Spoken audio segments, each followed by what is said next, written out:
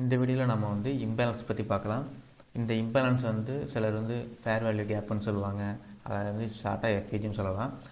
அப்புறம் ப்ரைஸ் வந்து இன்எஃபிஷியன்ஸாக இருக்குது அப்படின்னு சொல்லுவாங்க. இதை நம்ம காமனாக நம்ம இம்பேலன்ஸ் நம்ம எடுத்துக்கலாம்.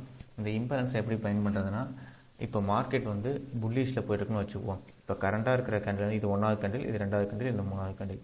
இந்த ஃபஸ்ட்டு இருக்கிற 1வது கேண்டிலுக்கும் 3வது கேண்டிலுக்கும் இடையில் உள்ள கேப்பு தான் இம்பேலன்ஸ்.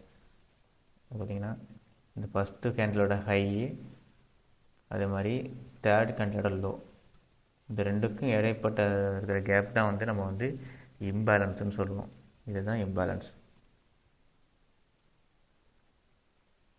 ப்ரைஸ் வந்து இம்பேலன்ஸாக இருக்குது. ஃபியூச்சரில் வந்து ப்ரைஸ் வந்து திரும்ப இந்த இடத்துக்கு வரலாம், வந்துட்டு போவோம், ரிட்டர்ன் ஆகும் அப்படின்னு நம்ம எக்ஸ்பெக்ட் பண்ணுவோம், எதிர்பார்ப்போம். அது இப்போதைக்கு மிட்டிகேட் இந்த இடத்துக்கு வரலனா கூட ஃப்யூச்சரில் எப்போனாலுமே வந்துட்டு தான் போகும்.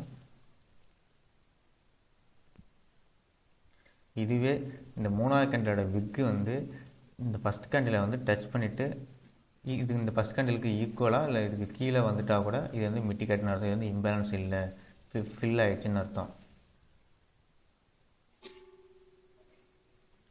சிம்பிளாக நீங்கள் எப்படி புரிஞ்சுக்கணுன்னா, ஃபஸ்ட்டு கேண்டிலுக்கும் தேர்ட் கேண்டிலுக்கும் இடையில உள்ள கேப்பு தான் வந்து இம்பேலன்ஸ். ஃபஸ்ட் கேண்டிலோட ஹையையும் தேர்ட் கேண்டிலோட லோவையும் நீங்கள் மார்க் பண்ணியிருக்கீங்க பார்த்தீங்கன்னா உள்ளே இருக்கிற கேப் தான் அந்த இம்பேலன்ஸ். அதுவே இப்போ 4வதாக ஒரு கேண்டில் இப்படி வருது, இப்படி ஒரு கேண்டில் இருக்குன்னு வச்சுக்குவோம். இப்போ இது ஃபஸ்ட் கேண்டிலாகவும், இது செகண்ட் கேண்டில், இது தேர்ட் கேண்டில் மாறும். இந்த ஃபஸ்ட் கேண்டிலோட ஹை இது, தேர்ட் கேண்டிலோட லோ வந்து இது. இப்போ இதுக்கும் இம்பேலன்ஸ் இருக்குது. இப்போ இங்கேயும் ஒரு இம்பேலன்ஸ் இருக்குது, அதே மாதிரி இங்கேயும் ஒரு இம்பேலன்ஸ் இருக்குது. இந்த ரெண்டு இடத்துலையுமே இப்போ இம்பேலன்ஸ் இருக்குது. இப்போ இது இங்கே மிட்டிகேட் ஆகிடும், இது மிட்டிகேட்டட் ஆகிடும். இங்கே இம்பேலன்ஸ், இங்கே மட்டும்தான் இம்பேலன்ஸ் இருக்கும். இப்போ இங்கேயுமே ப்ரைஸ் வந்து இங்கே இருந்துட்டு இந்த கண்டோட விக்கை டச் பண்ணிட்டுனா இதுவும் மிட்டிகேட். இப்போ வந்து இங்கே எங்கேயுமே இம்பேலன்ஸ் இல்லை.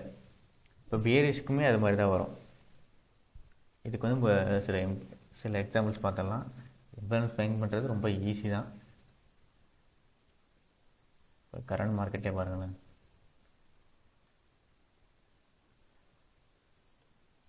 பார்த்தோன்னே சொல்லிடலாம்.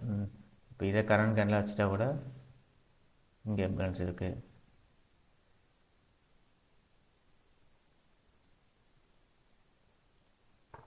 அடுத்து இங்கே இம்பேலன்ஸ் இருக்குது, அது இங்கே இருக்குது.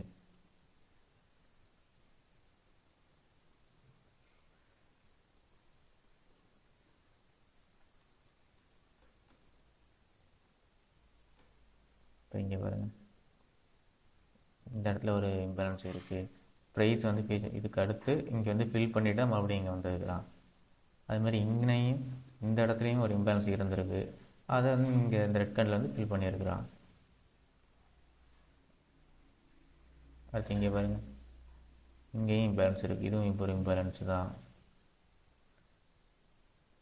இதுலேயும் ஒரு இம்பேலன்ஸு, இங்கேயும் கொஞ்சம் மிட் பண்ணியிருக்கேன், இன்னும் ஃபுல்லாக ஃபில் பண்ணலை. ஃபியூச்சரில் வந்து இது ஃபில் பண்ணுறதுக்கும் வாய்ப்பு இருக்குது. அது மாதிரி இங்கேயும் ஃபில் பண்ணியிருக்கிறான், இம்பேலன்ஸ் இருக்குது, ஃபில் பண்ணிட்டு போயிட்டுருக்கான். இந்த இடத்துல ஒரு இம்பேலன்ஸ் இருக்கு, இதை வந்து மிட்டிகேட் பண்ணிட்டு இங்கேருந்து ப்ரைஸ் மூவ்மெண்ட் கொடுத்துருக்குறான். இந்த மாதிரி தான் இம்பேலன்ஸ் வந்து ஃபைண்ட் பண்ணணும். இது ரொம்ப ஈஸி தான். புல்லிஷில் ப்ரைஸ் வந்து புல்லிஷாக இருக்கும்போது ஃபஸ்ட்டு இருக்கிற கேண்டிலோட ஹைக்கும் தேர்டாக இருக்கிற கேண்டிலோட லோவுக்கும் இடையில உள்ள கேப்பு, இது சிம்பிளாக புரிஞ்ச வேண்டியது தான். இதுதான் இம்பேலன்ஸ். இது மிட்டிகேட் வந்து அடுத்தடுத்து உள்ள கேண்டில் மாற்றி போயிட்டே இருக்கணும். பேரிஷுக்கும் சேம் தான். இது உங்களுக்கு புரிஞ்சிருக்குன்னு நினைக்கிறேன். இது புரிஞ்சதுன்னா அடுத்தது நம்ம ஆர்டர் பிளாக் பற்றி அடுத்த வீடியோவில் பார்ப்போம். நீங்கள் சும்மா பேக் டெஸ்ட் பண்ணி பாருங்கள், உங்களுக்கு பார்த்தோன்னே இது கிளியர்